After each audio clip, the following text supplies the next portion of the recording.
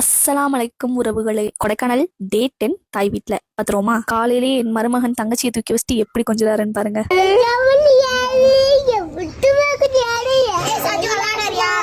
Cute. நானும் என் மருமகள் பொண்ணுமணியும் கொஞ்ச நேரம் வெயில் காஞ்சிட்டு உட்காந்துருந்தோம். எப்பவுமே ஊருக்கு வந்துட்டு போனா என் மருமகன் என் மகள்களுக்கு மார்க்க போட்டு தான் அனுப்புவான். மச்சானோட நினைவா இருக்கட்டும் என் மகள்களும் மூஞ்ச கொடுத்து வாங்கிட்டு வந்துருவாங்க.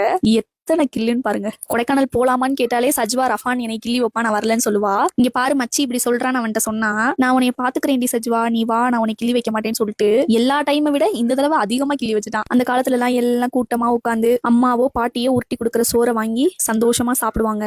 அதே மாதிரி நானும் என் மருமகனுக்கு சோறுக்கு பதில இட்லியை உருண்டை போட்டு கொடுத்தா அழகா வாங்கி சாப்பிட்டுட்டு இருந்தான். ஒரே ஹாப்பி தான். அந்த காலத்துல நீங்க இப்படி எல்லாம் சாப்பிட்ட நினைவுகளை கமெண்ட் போடுங்க. பிள்ளைங்களுக்கு இட்லியை ஊட்டி விட்டு இங்க வந்தாலே ஒரு நாள் சுடுகஞ்சி குடிக்கிறதுக்கு ரொம்ப ஆசையா இருக்கும். என்னோட ஃபேவரட் புளி சட்னி, கஞ்சி, மாம்பழம் எல்லாத்தையும் வச்சு நல்லா சாப்பிட்டு ரெஸ்ட் போட்டாச்சு. ஈவினிங் என் குட்டி தம்பி ஜயானுக்கு எனக்கு பர்த்டே. அவருக்கு கேக் வெட்டலான்னு மாடியில போய் எல்லாத்தையும் ரெடி பண்ணிட்டு இருந்தோம். எல்லாம் ஒவ்வொருத்தரா வந்து ஜாயின் பண்ணிட்டு இருந்தாங்க. என் மருமகள் பொண்ணுமணியை பாருங்க. ஃபேமிலியில நிறைய பேர் இருப்பாங்க. ஏதாவது ஒரு விஷயத்துக்கு எல்லாத்தையும் ஒண்ணு சேர்க்கணும்னு அப்பப்பா ஒவ்வொருத்தரையா போய் கூப்பிட்டு ஒவ்வொருத்தரும் வர்றதுக்குள்ள நம்மளுக்கு பிபி ஏறிடும். ஒருத்தர் இருந்து இன்னொருத்தரை விட்டுட்டு பண்ணாலும் கோவம் வந்துடும். உங்க வீட்டுல எப்படின்னு கமெண்ட் போடுங்க. கிளைமேட் நல்லா தான் இருந்துச்சு. வெயில் அடிச்சிட்டு அப்புறம் கொஞ்ச நேரத்துல மிஸ்ட் வந்துருச்சு. அப்புறம் எல்லாரும் வந்துட்டாங்க. சரி கேக்க கட் பண்ணிடலான்னு வெட்டிட்டு தம்பிக்கு ஒரு வாய் தான் கேட்க வச்சு விட்டாங்க. மழை வந்துருச்சு.